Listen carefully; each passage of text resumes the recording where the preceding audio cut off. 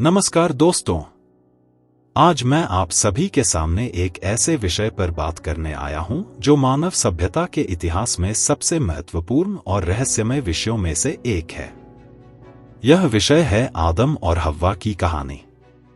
यह कहानी हजारों सालों से चली आ रही है और हर धर्म और संस्कृति में इसका अपना अलग अलग रूप है।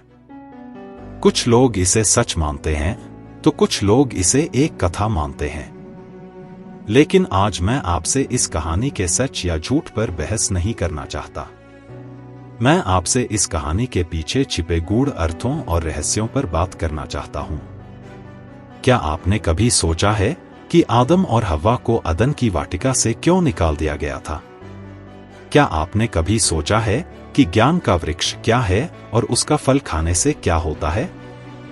क्या आपने कभी सोचा है कि सांप का प्रतीकात्मक अर्थ क्या है?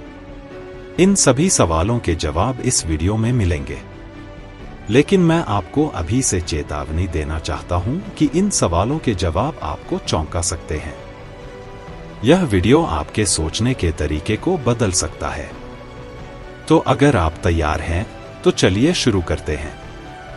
आइए जानते हैं आदम और हव्वा की कहानी के पीछे छिपे गूढ़ अर्थ और रहस्य।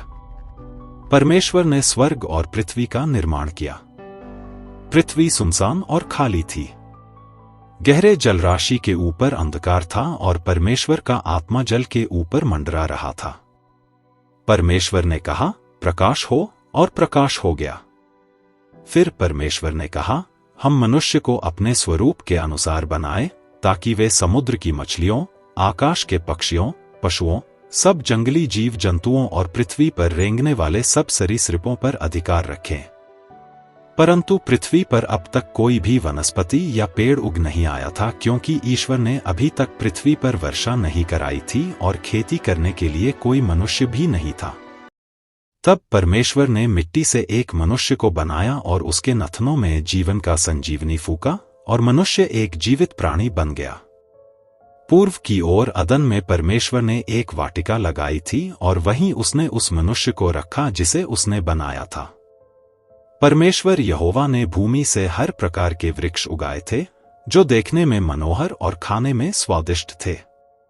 वाटिका के बीच में जीवन का वृक्ष और भले और बुरे के ज्ञान का वृक्ष भी था।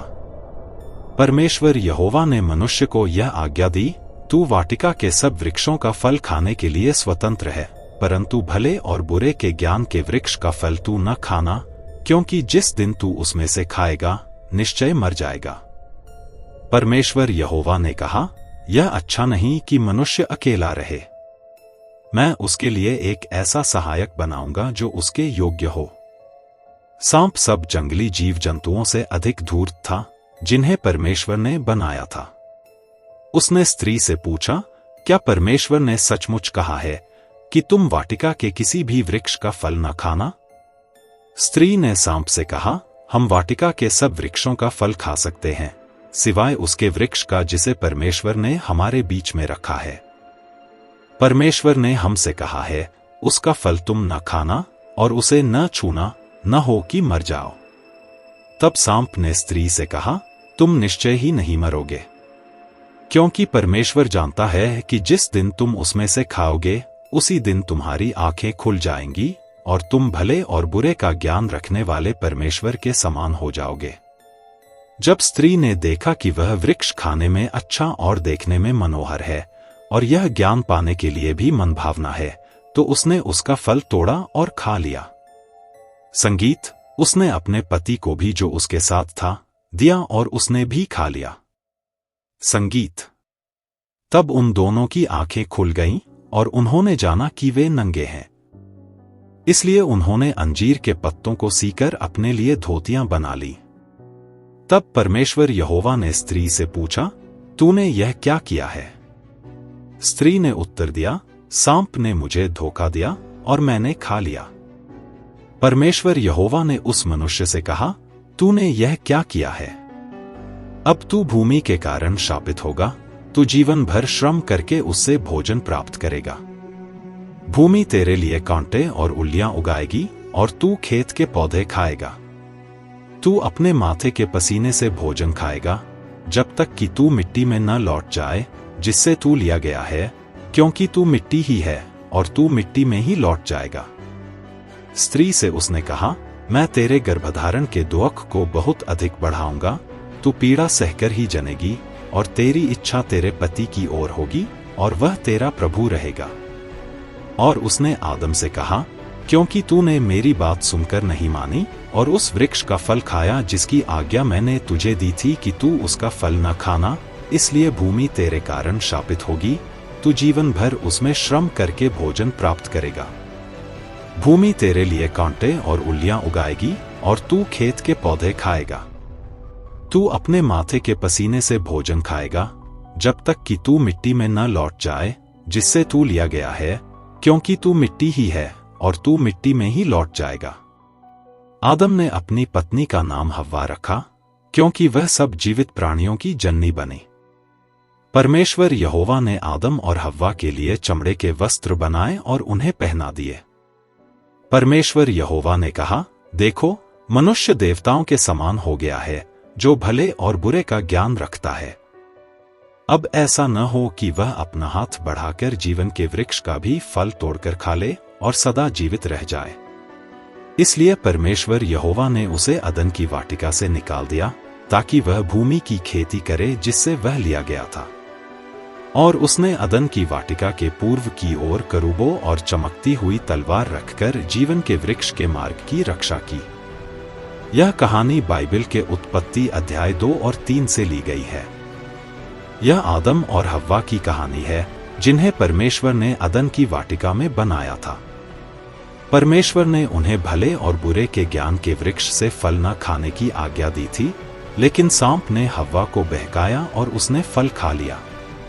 इसके बाद परमेश्वर ने उन्हें अदन की वाटिका से निकाल दिया और भूमि को शापित कर दिया।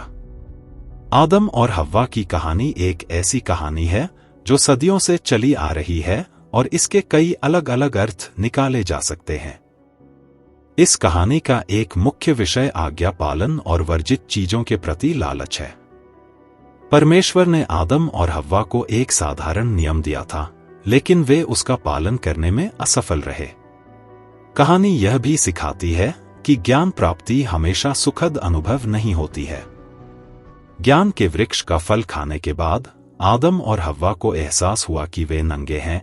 लाक्षणिक रूप से यह इस बात का प्रतीक है कि उन्होंने अपनी बेगुनाही खो दी है। उन्हें अब अच्छे और बुरे में फर्क का ज्ञान हो गया था, लेकिन इस ज्ञान के साथ दुख और कष्ट भी आया। यह कहानी इस बात पर भी प्रकाश डालती है कि हमारे कार्यों के परिणाम होते हैं। आदम और हव्वा को अपने कार्यों की सजा भुगतनी पड़ी। उन्हें अदन की वाटिका से निकाल दिया गया और उन्हें कठिन परिश्रम करके अपना जीवन यापन करना पड़ा। अगर हम इस कहानी के सार को देखें तो यह कई तरह की सीख देती है। आज्ञा का पालन करना महत्वपूर्ण है। वर्जित चीजों के प्रति लालच से बचना चाहिए। ज्ञान प्राप्ति हमेशा सुखद नहीं होती।